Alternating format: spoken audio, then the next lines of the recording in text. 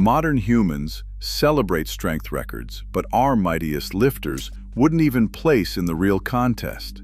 The strongest human species ever is not just missing from gyms, it is nearly vanished from memory. Scientists now have the fossil evidence to prove that our so-called champions are lightweights beside one extinct giant.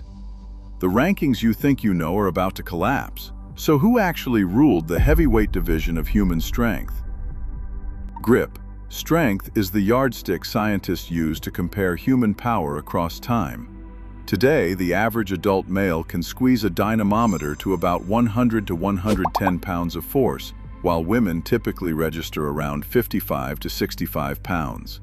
In strength sports, elite competitors push those numbers higher. Some strongmen and powerlifters can hit 150 pounds per hand, with the rare outlier reaching 200 pounds. But those are exceptions. For most people, 150 pounds is a high bar, and the world record holders are still nowhere near the limit seen in our extinct relatives.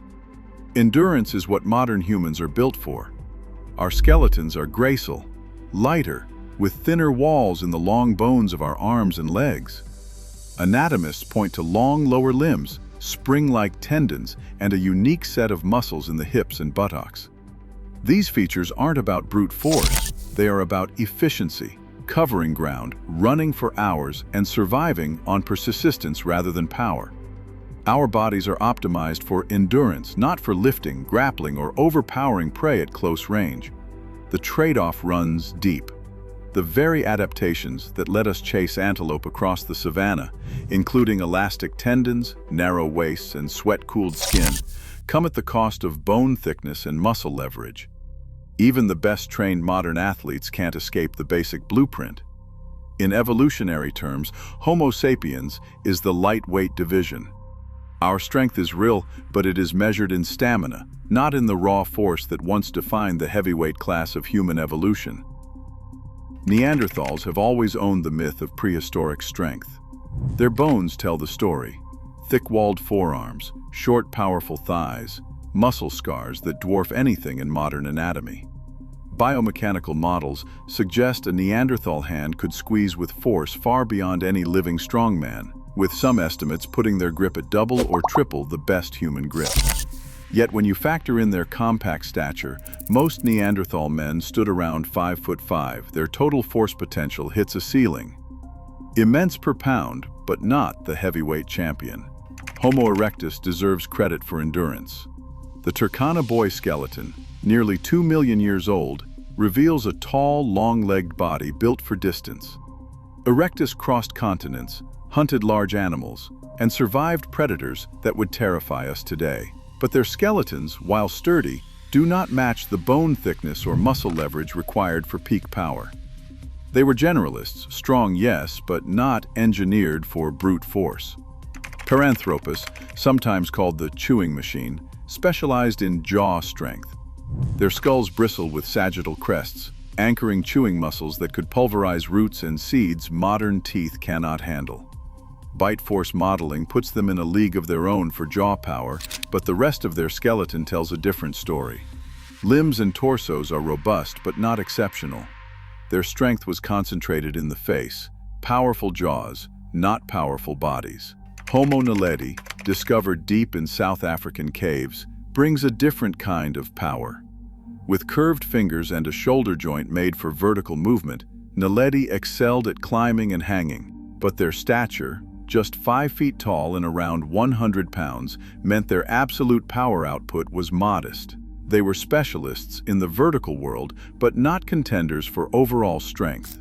Each of these species breaks the mold in its own way. Yet none can claim the title of strongest human species when the whole body is the metric. Homo heidelbergensis stands out in the fossil record for sheer physical presence. Long bone reconstructions from sites like Boxgrove and Cima de los Huesos point to adults commonly standing from 5'6" to 5'10", with occasional males possibly reaching 6 feet or a little more. What sets them apart is not just height, it is density. Body mass estimates cluster from 150 to 180 pounds, with the most robust individuals likely approaching 200 pounds. These were not lanky frames, They were packed with muscle, supported by thick-walled bones that rival or exceed anything seen in modern athletes. Even the Jinyushan specimen, a female, registers at about 5'5" but carries the mass of a modern powerlifter. Compared to both Neanderthals and modern humans, the Heidelbergensis build means more leverage, more muscle, and a bigger engine for generating force. The numbers alone make it clear this was the heavyweight class of the human lineage. Power isn't just about muscle, it's about the architecture of the body itself. Homo heidelbergensis combined two rare traits: a large, heavy frame and bones built like reinforced steel beams. In the fossil record, this species stands out for pairing sheer size with a level of bone thickness that rivals or even surpasses Neanderthals. Where modern athletes rely on training to push their limits, these ancient humans had strength engineered into every limb. Their long bones are not only bigger in diameter, the walls are thicker, and the surfaces bristle with attachment points for massive muscles. This unique blend, massive frames fused with extreme robusticity, created a body that could generate and withstand forces no other human lineage could match. The evidence for this kind of brute force design runs deep in the sites and bones they left behind. At Boxgrove in southern England, a windswept plain once echoed with the sounds of heavy bodies and stone on bone. Archaeologist Mark Roberts and his team uncovered a scene frozen in time. A partial shin bone of a robust human lying just meters from the butchered remains of a rhinoceros and a horse.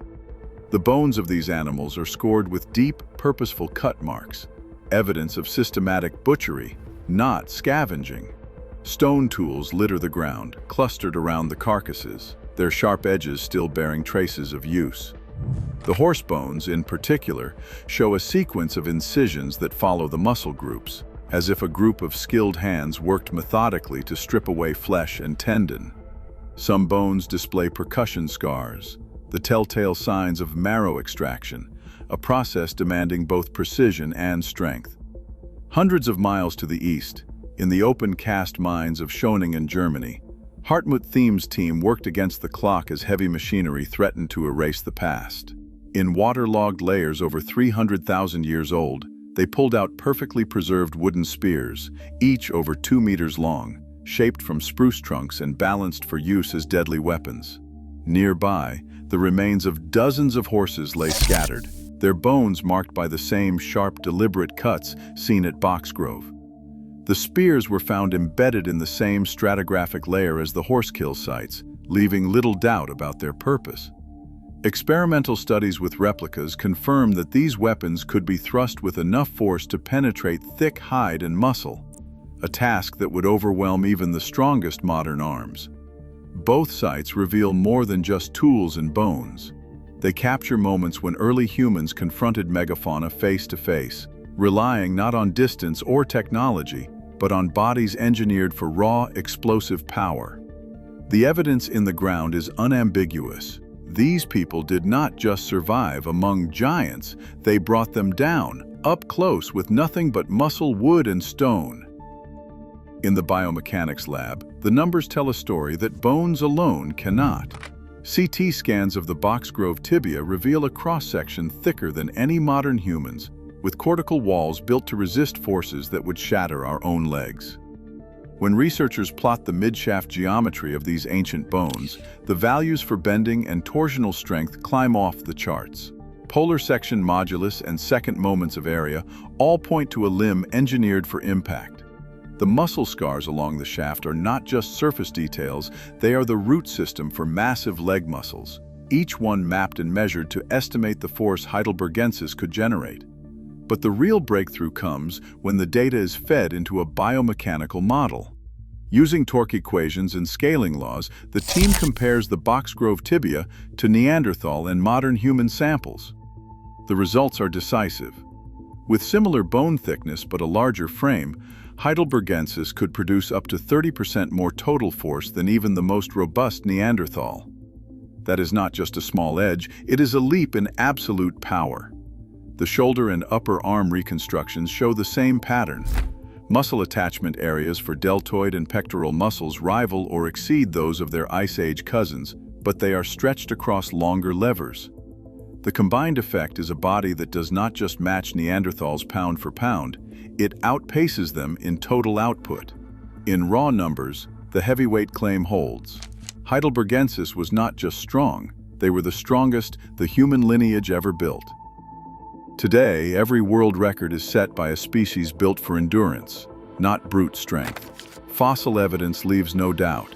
Modern humans are echoes of a vanished power. As we shape our future, we do so in bodies designed by compromise, not conquest. True physical dominance belongs to the past.